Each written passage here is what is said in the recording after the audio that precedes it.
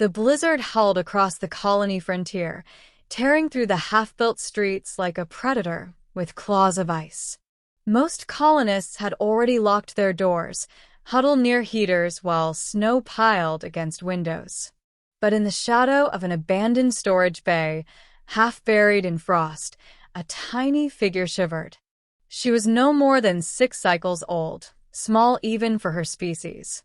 Thin scales covered her skin, once a bright turquoise, but now dulled by hunger and cold. Her wings, fragile, vestigial things, trembled as she curled into herself. The snow gathered in her hair, and her breaths grew shallow.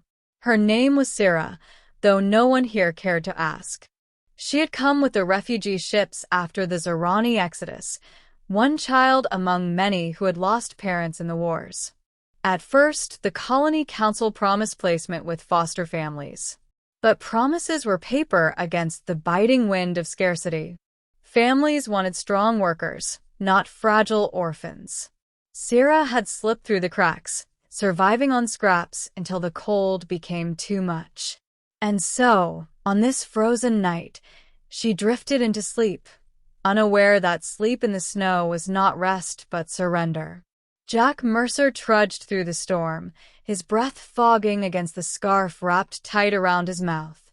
The human colonist was broad-shouldered, with years of hard labor carved into the lines of his face.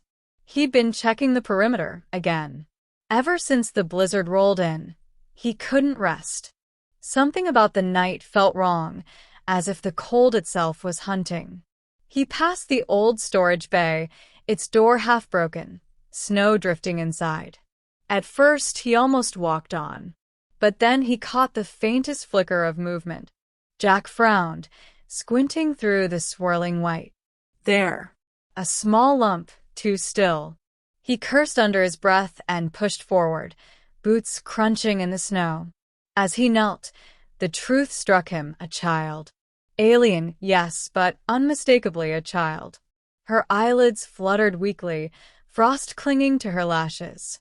Her lips were blue, her tiny claws curled tight. She didn't even stir when he touched her shoulder. "Hell no," Jack muttered, yanking off his heavy coat.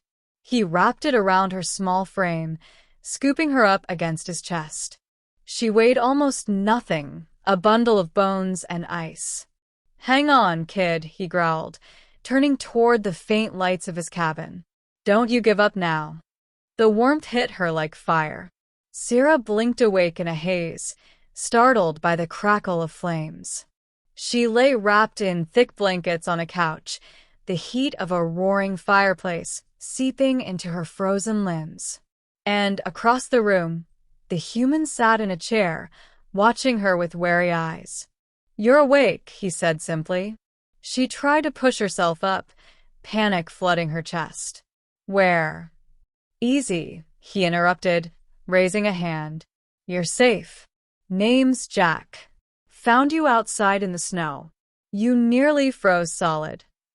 Her spines quivered in shame. Weakness was dangerous. She had survived this long by being invisible, by trusting no one. Why save me?" she whispered. Jack's gaze softened. "Because you're a kid. And kids shouldn't die in the snow. Not on my watch." The words struck her strange. In the refugee camps, no one spoke like that. There, survival was currency and kindness was a myth. Her stomach growled loudly. She flinched, embarrassed. Jack rose without a word, ladling stew from a pot into a bowl.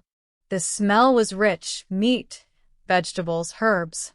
He set it in front of her. "Eat." Sira hesitated only a moment before devouring it, broth dripping down her chin. Jack didn't scold. He just refilled the bowl. For the first time in months, warmth spread not just through her body, but through her heart. The days passed. The blizzard raged on outside, but inside Jack's cabin, life slowly found rhythm. Sira slept curled in blankets near the fire, too weak at first to do more than eat and rest. But as her strength returned, she began to explore the small space, her curiosity peeking out like a sprout through frost. Jack wasn't much of a talker, but he answered her questions patiently. He showed her the tools he used to maintain the heating coils, the way he chopped wood, how he brewed strong coffee in the mornings. "You live alone?" she asked one night, sipping broth. "Yeah," he admitted. "Wasn't always like that. Lost my folks early. My wife, too. Thought I was done with family." He gave her a sidelong glance. Guess the universe had other plans. Sarah lowered her gaze. "I had a family once," she murmured. "They didn't make it." Jack said nothing, only placed a rough, warm hand on her shoulder. For the first time since she could remember, she didn't feel invisible. When the storm finally broke, the colony stirred back to life. Council members made their rounds, checking survivors. When they reached Jack's cabin, they noticed the small alien child perched by the fire. "She belongs in the camps," one official said sternly.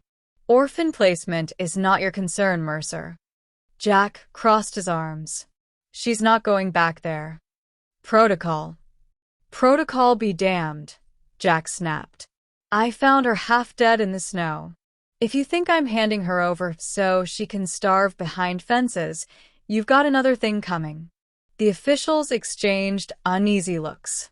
Humans were new to the colonies, but they were fiercely stubborn. And Jack Mercer had a reputation for being immovable as the mountains. Finally, the officials relented. "Fine. "But her welfare is your responsibility." Jack didn't hesitate. Always was. Sarah grew stronger.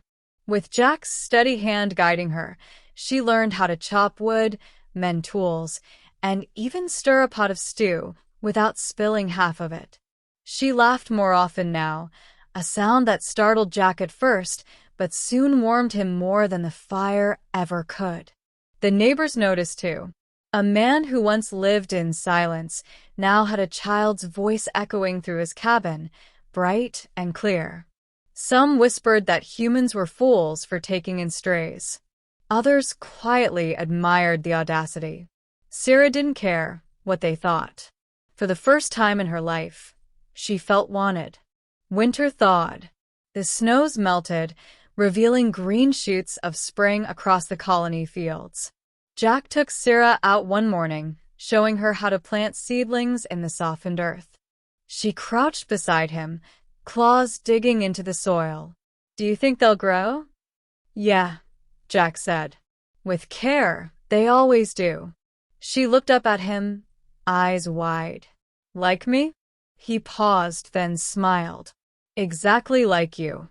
Years later, colonists would tell the story of the little alien orphan who had nearly frozen in the snow and the human who wrapped her in his coat. They would say it was just another tale of survival on the frontier. But for Sarah, it was more than survival. It was the day she stopped being an orphan. It was the day she found a father. And for Jack Mercer, it was the day he realized family wasn't something the cold could take from him. It was something you chose to build, even in the harshest winters. Because in the end, the stars did not remember the snow that nearly claimed her. They remembered the warmth of a human's coat and the stubborn kindness that turned despair into hope.